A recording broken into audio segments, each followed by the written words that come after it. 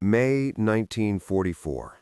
A Mustang fighter descends at over 700 feet per second toward a German convoy, its dive angle an extreme 60 degrees. The aircraft shudders, its airframe groaning under the stress. Every pilot in the squadron had been warned such a maneuver was fatal, yet Lieutenant Robert Strobell does not pull up. Instead, he focuses on the details of the supply trucks growing in his gun sight. In mere seconds, he will either achieve the impossible or become another name on the missing aircrew list. Northern France exists under a different rhythm during the occupation. The landscape blurs, villages sit in silence, their church bells stilled. The roads are vital arteries, constantly moving fuel, ammunition, and uniforms to fortify the Atlantic Wall defenses. Allied fighter bombers hunt these convoys relentlessly. Aircraft like Thunderbolts and Typhoons strafe from shallow angles, but the effectiveness is limited. A fighter approaching at 15 degrees has only about 3 seconds to engage a target. Deflection is constant, bullets often spray wide, and most attacks damage only one or two vehicles before the pilot must break away to avoid collision or concentrated anti-aircraft fire. German logistics officers understand these limitations. They space their convoys, move during dawn and dusk when visibility is poor, and deploy anti-aircraft wagons equipped with quad-mounted 20mm cannons capable of shredding an aircraft. The convoys suffer losses but keep moving, ensuring panzer divisions in Normandy continue to receive supplies. The Allied command needs these trucks stopped completely, not just damaged, but destroyed and burning, blocking the roads entirely. The directive is clear: sever the enemy's logistical tendons. However, no one provides a method for achieving this when established doctrine, the laws of physics, and basic survival instinct all dictate a different approach. Stay shallow, stay fast, stay alive. Robert Strobell grew up on an Ohio farm where practical geometry was a part of daily life. His father ran a grain operation where calculating hopper trajectories and adjusting combine blades for optimal yield was routine. Enlisting at 22, Strobell was a quiet, observant young man. Flight instructors noted his smooth control and innate ability to judge distance. By the spring of 1944, he was assigned to the 361st Fighter Group, flying a P-51 Mustang on escort missions from England. Strobell asked his crew chief if the Mustang's airframe could structurally handle a sustained 60-degree dive at combat power. The chief looked at him incredulously. Structurally, perhaps, but why would anyone try? Without answering, Strobell climbed into the cockpit and performed his pre-flight checks with methodical calm. As his Merlin engine rumbled to life amidst the other starting fighters, he thought of his father patiently adjusting combine blades season after season, searching for the optimal angle. Sometimes, he reasoned, you must test what everyone declares impossible. The mission proceeded routinely until the return leg. Released for ground attack, the flight spotted a convoy south of Rouen. The flight leader called for a standard shallow-angle strafing pass. Strobell acknowledged but had other plans. He peeled off early, climbing to 9,500 feet while his squadron descended. From his high perch, he could see the entire convoy, trucks in kite intervals, a single anti-aircraft wagon near the rear. Strobell rolled his Mustang inverted and pulled the nose down, establishing a precise 60-degree dive. The airspeed rapidly climbed past 300, then 400 knots. The aircraft's nose pointed directly at a supply truck near the front of the column. He stabilized the dive, feeling no buffet or vibration, just a smooth, controlled descent. The truck expanded in his gun sight. He could see the rippling canvas cover, the driver's mirror, individual tire treads. Altitude unwound, 6,000 feet, 5,000 feet. His finger rested on the trigger. At 4,000 feet, he opened fire. His 6.5 caliber machine guns erupted, their recoil shuddering through the airframe. Tracers poured down in an almost vertical line. He walked the fire across the truck's length. Sparks flew from the hood, the canvas shredded, and then a flash, an orange fireball as fuel or ammunition ignited. The truck disintegrated. He didn't pull up. Instead, he nudged the nose forward, tracking to the second vehicle in the column.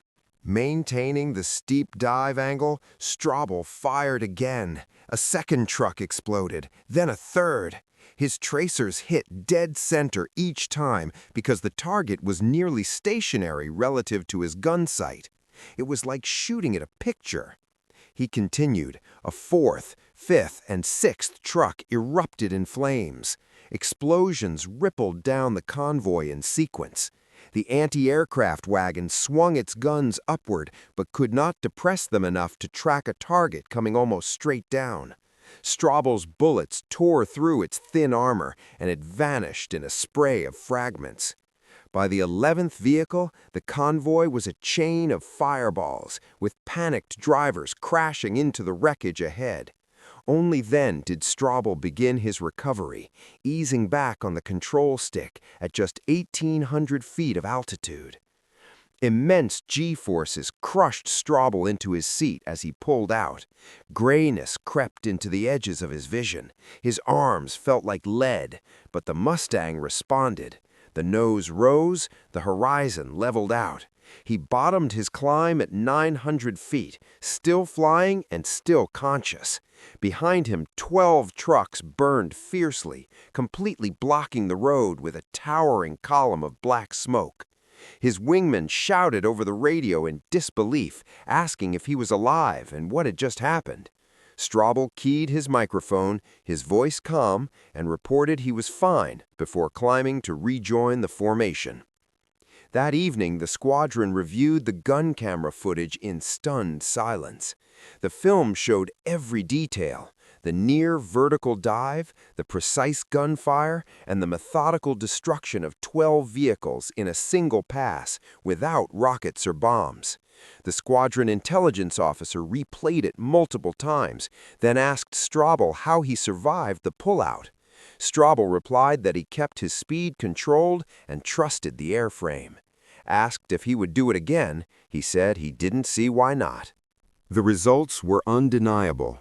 12 trucks destroyed, 1 pass, 0 damage to the Mustang. The tactical math had changed. Within a week, 3 other pilots in the 301st attempted the technique. 2 succeeded. 1 pushed too hard, pulled out too late, and overstressed his airframe, buckling the fuselage. The aircraft was written off, though the pilot landed safely. The lesson was clear: the maneuver worked, but only within narrow parameters requiring strict altitude discipline, speed control, and an awareness of G-force tolerance. Flight leaders began teaching it selectively, not to overly aggressive pilots, but to the calm, calculating flyers who could maintain a dive angle without fixating and judge their recovery altitude by feel. The technique, without an official name, began to spread from pilot to pilot. Following the Normandy invasion in June, the steep dive method proliferated across other Allied fighter groups. Thunderbolts and Mustangs started devastating convoy columns with new efficiency. A single flight could now cripple an entire logistics unit in minutes. German supply officers were forced to move convoys only at night, then in small packets, and eventually, when possible, not at all. The logistical stranglehold on German frontline forces tightened significantly. 9th Air Force data compiled that summer showed convoy destruction rates tripled. Ammunition expenditure per vehicle destroyed dropped by 40%. Pilot losses on ground attack missions decreased because time over target was reduced, and anti-aircraft gunners struggled to track near vertical dives. No formal doctrine was ever written, but the effects were measurable. Strobell flew 68 more combat missions, refining the technique for different targets like trains and barges. He never promoted it or sought credit. In debriefings, he described it clinically, as if explaining a farming technique, just angles and timing. Other pilots began calling it the Strobell dive. He shrugged off the name, insisting it was merely applied physics others had been too cautious to attempt. After the war, Strobell returned to Ohio, never flying again. He took over the family farm, spending decades optimizing yields and teaching his sons the same patient, geometric principles he had applied in combat. He rarely spoke of the war.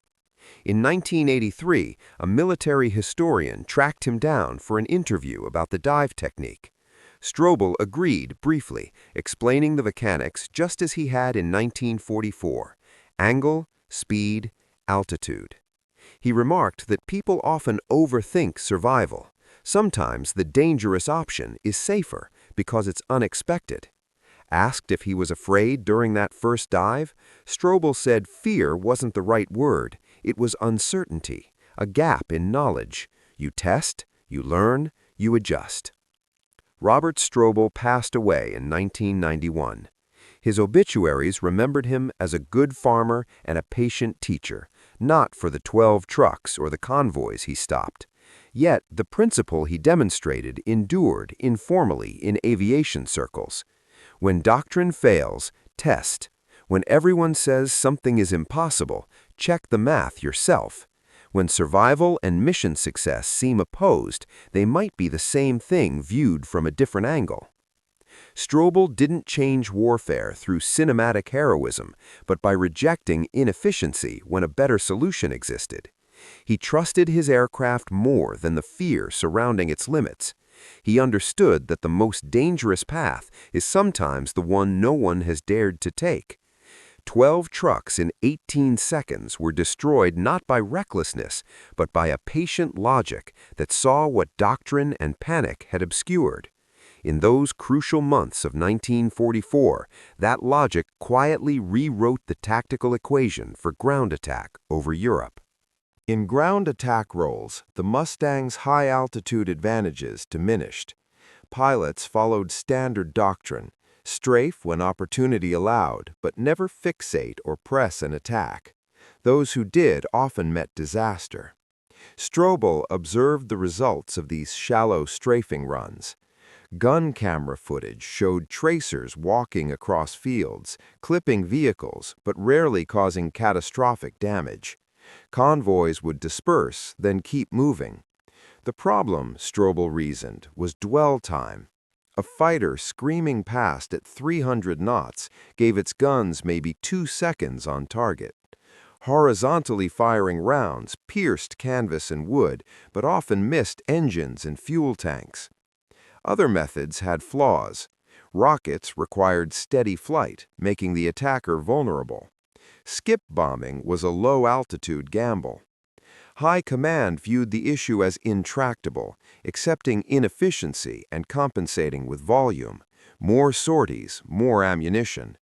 But for Strobell, well enough wasn't enough. Every truck that reached the front carried bullets meant for Allied soldiers. He began studying the angles in his head, sketching diagrams on navigation charts. Strobell theorized a steep, near-vertical dive would present a stationary target picture from above, maximizing dwell time. Fire would rain straight down into the most vulnerable parts of a vehicle: the engine, fuel tanks, and exposed cargo. However, doctrine stated dives steeper than 45 degrees were for specialized dive bombers, not fighters. Manuals claimed the Mustang wasn't stressed for it, and pilots risked blacking out from G-forces or lacking altitude to recover. It was considered a suicide technique. On May 17th, after a mission briefing, Strobell mentioned his idea to 2 wingmen.